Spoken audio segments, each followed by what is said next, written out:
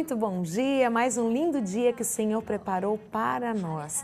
É tão bom nós podemos respirar fundo e saber que o Senhor está conosco todos os dias. Até naqueles momentos em que nós achamos que Ele se afastou, Ele não se afastou. Muitas vezes, nesses momentos, aquelas pegadas que nós vemos na areia não são as nossas, são as do Senhor, porque nesse momento nós estamos nos braços do Pai. Meus queridos, nós vamos juntos nessa próxima meia hora, iniciando essa semana de uma forma muito especial. Você vai ouvir um testemunho de libertação tremendo hoje. E você vai ver que Deus pode fazer grandes coisas, usando muitas vezes aquelas mazelas que você viveu no passado, os lugares onde você adentrou, lugares escuros, lugares de densas trevas, e transformar nisso num tesouro para a libertação de muitas vidas e muitas pessoas. E quem sabe essa seja hoje a sua história, o seu momento, e o Senhor traz uma porta de libertação para você. Então abra o seu coração e vá junto com a gente. Quero deixar para você aí os nossos canais de comunicação. Temos o nosso e-mail devocionalintimidade@tvmca.com.br. Você quer conferir os nossos vídeos, release das palavras, fotos e todas as nossas informações? Temos duas páginas ali no Facebook. É o Devocional Intimidade TVMCA e também o Frases Devocional Intimidade. Então, meu querido, abra o seu coração para que você possa ouvir, receber, absolver e ser transformado pela palavra de Deus no dia de hoje. Esse é o nosso quadro E Se Fosse Você?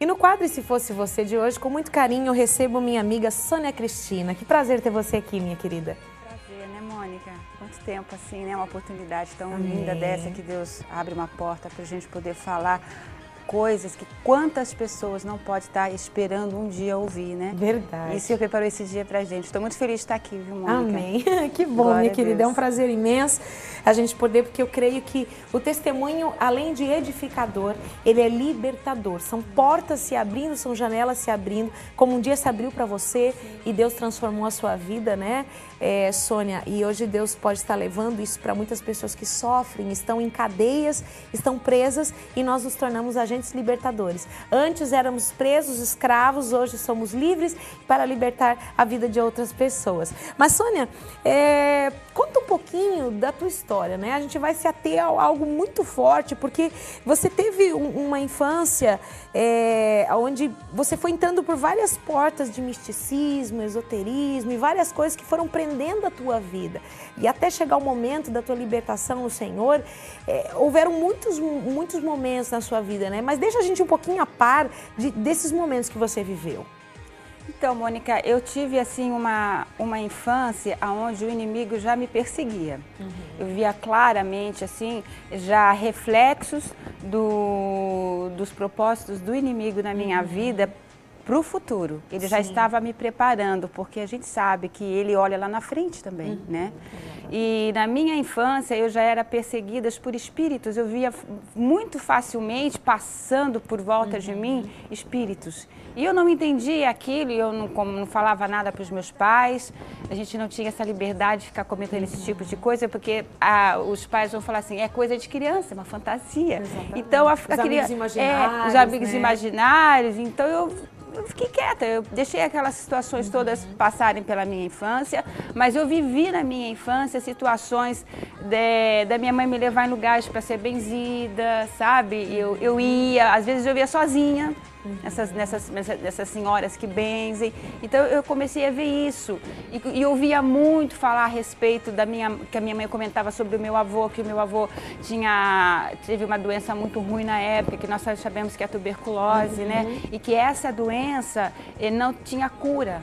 Né? E eles venderam tudo que eles tinham para fazer um tratamento na capital, chegou lá, também não adiantou, e meu avô acabou fazendo uma cirurgia espiritual, e através dessa cirurgia ele conseguiu alcançar isso que ele queria, né? Essa cura naquela época.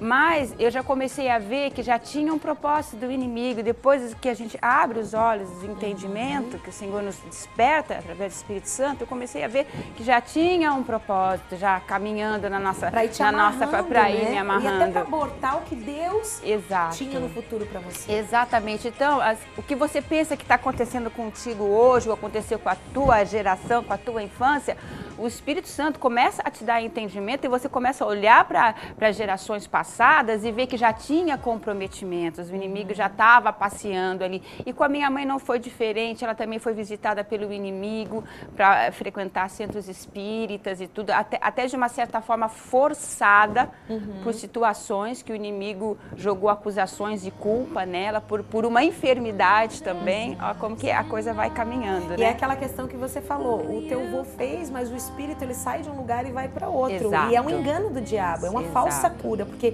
tira aqui, mas coloca lá na frente, às vezes de forma muito pior, né? Na geração, na família, na linhagem, né? Exatamente. Quando ele não faz numa geração, é porque ele já está plantando para a próxima, porque tudo que ele quer é uma legalidade. Quanto mais espaço ele vai tendo, maior são as oportunidades dele realizar os propósitos deles, né? Então eu comecei aí quando eu me apercebi que na minha infância eu começava a ver essas coisas, e eu tinha uma coisa muito interessante, Mônica, uma fome de coisas espirituais.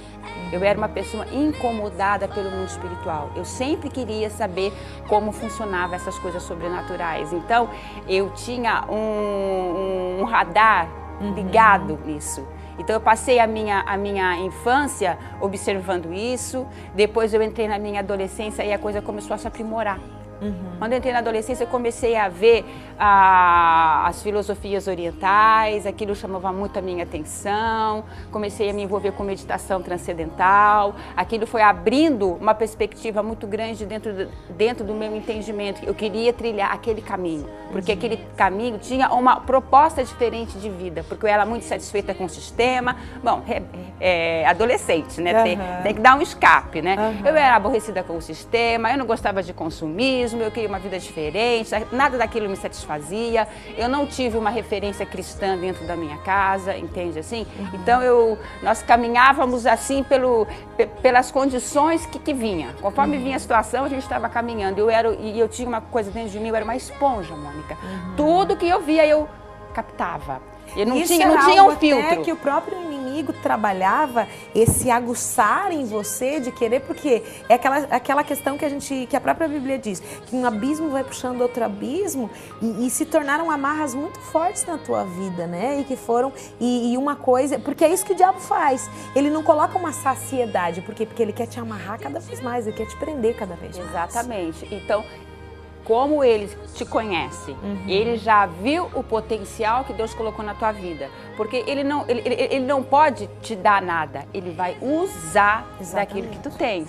Então ele te conhece, ele sabe, não, essa aqui tem potencial para isso, ela é sensível, ela tem uma busca muito grande, ela tinha uma fome. Eu não sabia que eu tinha fome de Jesus, mas eu tinha uma fome dentro de mim avassaladora. Então tudo que caía na minha mão, eu lia, eu estudava, eu me aprofundava, eu queria mais. Aí eu parti quando eu entrei na linha das filosofias orientais, eu mergulhei no Hare Krishna, eu fui buscar no Bhagavad Gita as profundezas que tinha na teoria de Krishna. Aí chega uma hora que você fala, não deu em nada. Mas aí veio as ciências ocultas, com o misticismo, com o gnosticismo, você procurando desenvolver o Deus que existe dentro de você, e você está lá, você está buscando. E quando você começa a buscar, o que acontece? Você começa a se envolver.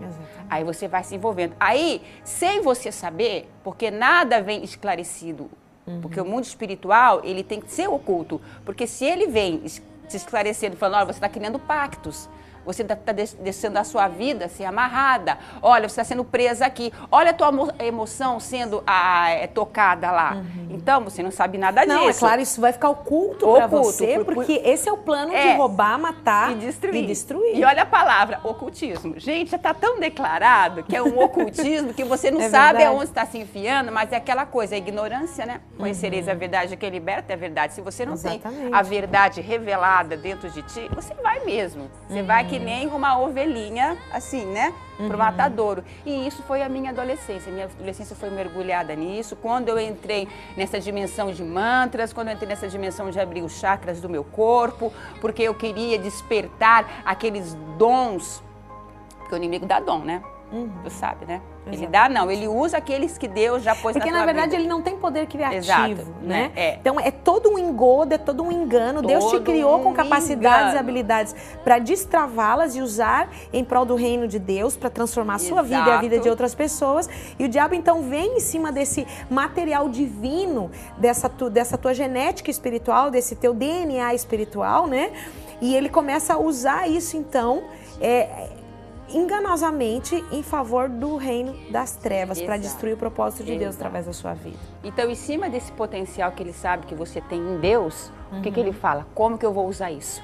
Então, ele tem as ciências ocultas, ele tem as formas que ele tem de jogar para você. Que são sedutoras. Que são sedutoras, tanto que a gente vai analisar e você vê que existem níveis de evoluções espirituais das trevas e que você, conforme você vai fazendo pactos, conforme você vai cedendo áreas da sua vida, ele vai te dando condições de você caminhar em lugares nele terríveis, né? Por quê? Porque você faz magias, você faz bruxarias, começa a desenvolver o lado oculto das trevas, entende assim?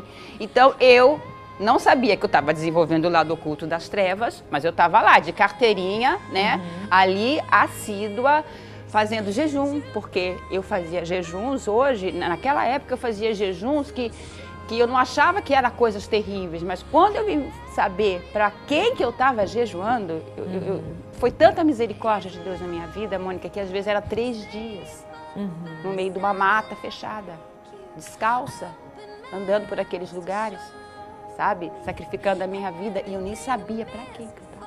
Atrás de uma busca incessante. Aí chegava num certo nível, as coisas não aconteciam. É porque esse é o engano do diabo, ele sempre vai sugando as suas forças, a sua energia e leva você, mas o fim das coisas no reino das trevas, elas sempre são de destruição, né, Sônia? E a gente vai continuar no próximo bloco falando um pouquinho mais, porque tem algo que me chamou muita atenção, que nós tivemos toda uma prévia conversa, né, antes de nós estarmos aqui conversando, porque existem, assim como existem níveis no reino das trevas de mergulhar, quando você vem para a luz, quando você vem para o Senhor, é um processo de libertação na sua vida. E existem as áreas de possessão demoníaca e existem as áreas de prisões intelectuais, que é principalmente essa questão do Nova Era, que é muito presente no nosso dia, que é a prisão do nosso intelecto, né? E foi algo que me chamou muita atenção no teu testemunho, que a gente vai abordar. Por isso que nós vamos conversar nessa segunda, e na próxima segunda-feira a gente vai continuar conversando com a Sônia. Eu, se fosse você, não saía daí, meu querido, porque a continuação dessa história é realmente muito interessante e arrebatadora, transformadora para a sua vida, para a sua casa e para a sua família. Não sai daí, são 30 segundos e o Devocional Intimidade já volta.